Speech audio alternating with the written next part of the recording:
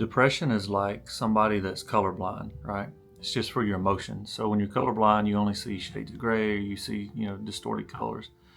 Well, the problem with that is when you're emotionally depressed, even though happiness is there, joy is there, you don't always see it. And it's not because you don't know that it's there. Like if you're colorblind, I would imagine hey, not everything is this color, right? Not everything is gray. Not everything is tinted green, whatever your deal is, right? But when you're depressed and you deal with panic and anxiety and stress and all those things, you know that joy, happiness, it's all available. You just can't find it. So it took me a long time to understand that. It took me a long time to realize that, I didn't see the world the way that everybody else saw it.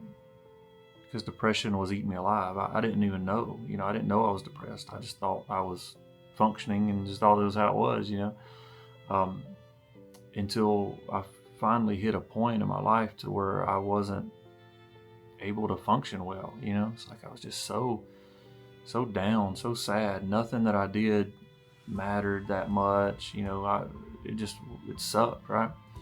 And I realized it's like everybody around me can see the colors, and I know they're supposed to be there. I just can't see them.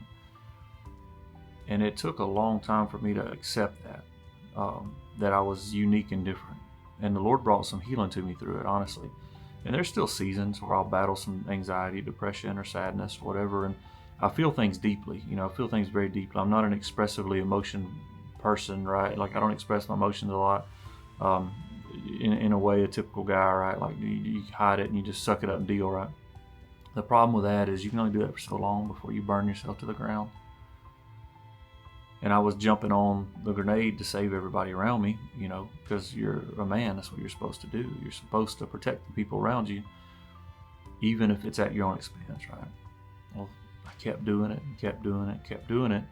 In my version, don't even mean that I was supposed to. Doesn't mean that I even did it right, But I did everything I knew to do, right? But everything was still gray. Everything just didn't liven up. And I love the Lord, man. Like I love the Lord, and I'm so grateful for God. And I was successful. We were knocking back 25 grand a month, like killer money. And I reinvested it and did all the things. I was living the life that I had attempted to create. Really. The problem is I built a machine and it ate money, and I had to be the one to figure out how to feed it, right? I built a family, and God gave me an incredible family. Made some choices and almost blew it up, So it's like, and then you turn every bit of that back on yourself. Like, oh, if you wasn't this, if you wasn't a screw up, if you would have just done this, if you would have done that, I just couldn't see the colors. And it finally took my wife to spend time with me, and she learned how, through some trauma that had happened in our lives, she learned a lot about me. She learned a lot about herself, but she learned a lot about me. She learned how to help me and how to recognize that I couldn't see the colors, even when I was trying to, that I just could not overcome the depression by myself. And, I released a series called Sometimes I'll Pray For You Is Just Not Enough. And, one of the things that happens is whenever you're a man and you're vulnerable, you feel weak. You feel like, well, everybody sees me as a failure. Everybody sees me as this or whatever. And the reality is I think it's almost the opposite of it. It's such countercultural to admit weakness, admit vulnerability, admit those things. Vulnerability is standing firm even when you're hurt, right? It's even when I'm vulnerable, I'm going to keep going. Weakness is just saying, I just can't anymore. I don't have it in me. I don't have the strength, The difference was something I didn't understand until recently. And I'd had a passion for the Lord. I'd had a hunger for God, and I studied the Word, and I dove in deep. I've been able to help a lot of people in my life, and I've been so grateful for those things, those opportunities. And even then, I could see like glimpses of color, like I would see shades of it. And the problem is I just never could just fully open my heart to it. And I kept myself from my healing. I personally kept myself from my healing.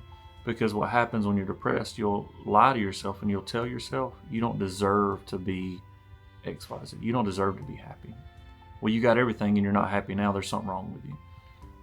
You're successful, but everybody around you sees it, but you're still not happy. What's wrong with you? What's your problem? You inwardly focus on this negative self-talk, and you just keep ripping yourself apart, and the depression, the anxiety, the stress, all those things, it just eats you alive if you're not careful. The reality is, I didn't understand my value. I didn't understand my worth. I didn't understand that I was important, not just for what I could create or produce, but because of who I was. Even though I had taught it, I had taught people how to understand their value. And it was just so dumb, because it's like, I'm teaching the other guys how to do it, but it don't work for me. And it didn't for a long time.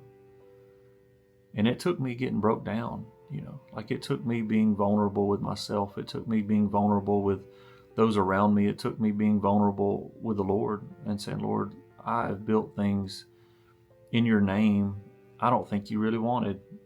And now I don't really want them. I need you to help me figure this out, Help me fix all the crap that I built, All the success that I had, help me fix it, because it's messed up, I was colorblind to emotions. I just couldn't celebrate wins. I couldn't, it was so hard. I'm on the back side of a lot of that now, and now I've gained so much victory over it. And it took some of the dumbest stuff for me to win, like affirmations. I used to think affirmations was so stupid. Let me just be real. You're going to stand in the mirror and say stuff about yourself? That's dumb. Come on, stop it. It's not really.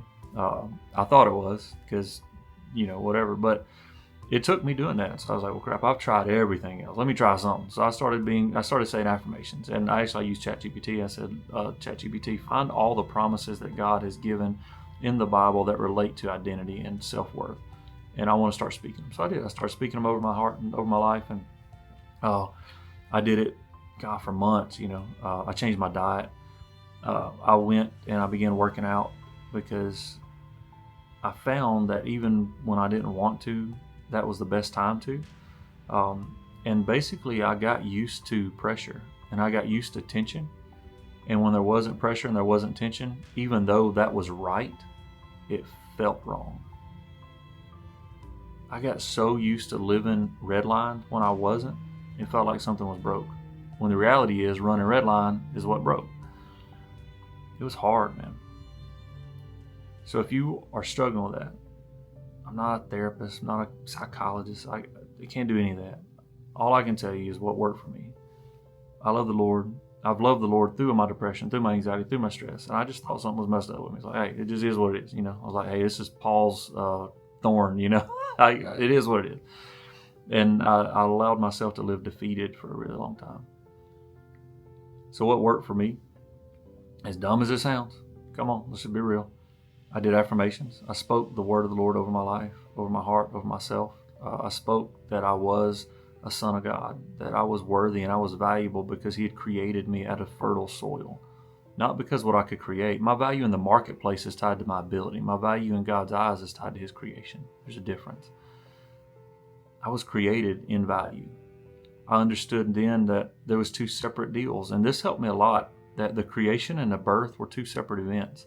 I don't know why it helped me so much, but it really did, like clicking it. It's like when we were created before God put us in our mother's womb, right? So we were created in holiness and righteousness, and we were with the Lord before we came here. And then we were born into the curse of sin. We were born into, Adam's seed, Adam's line or whatever.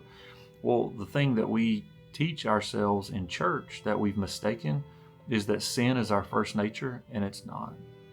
See, when Jesus came back to redeem us, when you redeem something, it's bringing something back to its original form. It's bringing back something to its original value.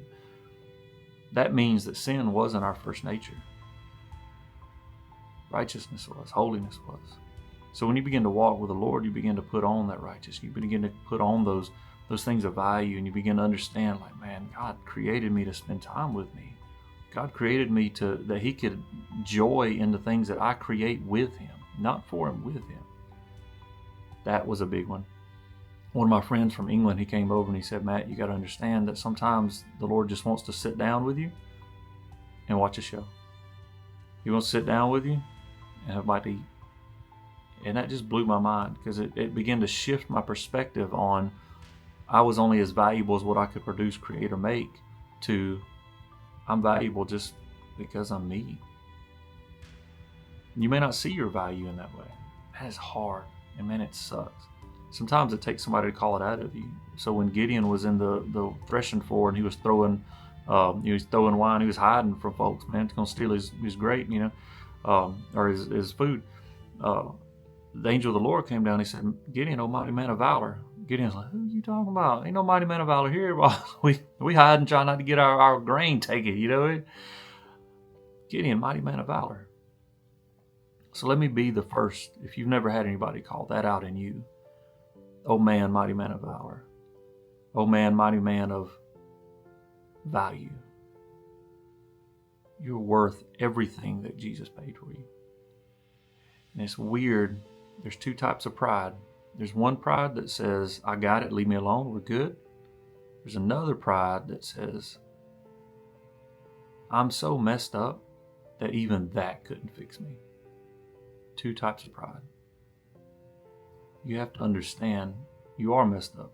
Everybody's messed up in their own special little way, right? The reality is Jesus died for us to redeem us back to who we were called to be. Not who you thought you were called to be, not who everybody's told you that you should be, could be, or would be. He called you back to who He wanted you to be. Somebody to have fellowship with. Somebody to spend time with Him. It's a powerful verse when you look in Genesis. It says that God created Adam out of the fertile soil of the land. And it added that detail because I think God wanted us to know that you were created with fertility. You were created with expansion and production and incredible opportunities in mind. You were created with that in mind. So it is a part of who you are. The failure is when you only see your value in what you can reproduce, create, or make. So mighty man of valor, step up today. Mighty man of valor that God loves, that God created, and that God sent His Son to die for. Mighty man of valor that God sent me to encourage you today to know that you are more valuable than what you can create or build or make. You are so valuable. He loves you. And He doesn't love you in the way that we understand love. He doesn't understand us in the way that everybody that's ever said they love us have hurt us. He doesn't love us that way. He loves us in a way that looks at everything that we could ever do wrong, be capable of, and still runs to us when we come to Him. Read the prodigal son. It says, and the father saw the son from far off, had compassion on him, and ran to him. As soon as he ran to him, put his robe on him, which is his covering. He put his ring on him, which is his authority, and he put his sandals on him, which means that I'm clearing the path for you. So today, mighty man of valor, today, great husband, today, great brother, today, great son, today, great daughter, if you're watching. Today, be encouraged to know that God loves you with a love that we can't comprehend. And your value is not what you can create and produce. In the marketplace, that's what it is. But in the kingdom, you're valuable for you, for time spent. If this ministered to you today in some way, send it to somebody. Send it to a friend, send it to a brother, send it to a father, send it to somebody that could be encouraged by this, that maybe has struggled with depression, that struggled with anxiety, that struggled with panic attacks. It's a miracle to overcome those things. God will heal you of them. Most of the time when He heals, He does it in a way that lets you learn something from the journey. Be blessed today.